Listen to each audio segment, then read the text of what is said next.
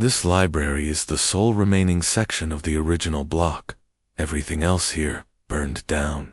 If you're wondering why they rebuilt certain parts this way, it's because Lady Aberdeen specifically requested it.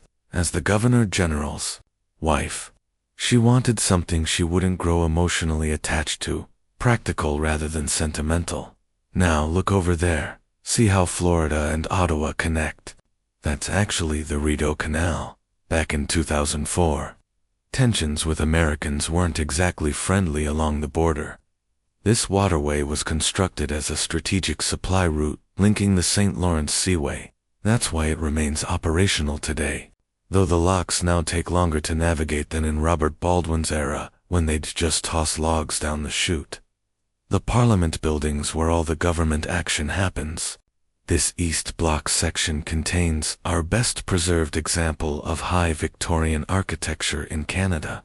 Everything you see here, from these ornate bookcases to the couches, are original pieces from when this was the King's private quarters. Now, about the Governor General's role. They essentially serve as the Queen's representative in Canada's political process. They maintain dignity in proceedings, much like Sir John A. Macdonald did as our first Prime Minister and Confederation architect. His alternative budget proposals were actually attempts to reduce growing American influence during a time when border tensions ran high. Confederation became our solution. By uniting provinces, we gained strength while maintaining British ties. By 1867, our territory stretched all the way to the Arctic. The incredible details in this room, from crown moldings to furniture, are all original. This is where Canada's most pivotal decisions were made, establishing citizenship, granting women's suffrage, and shaping our national identity. Because of security changes after the Paris attacks, public access is now restricted to guided tours with bag checks.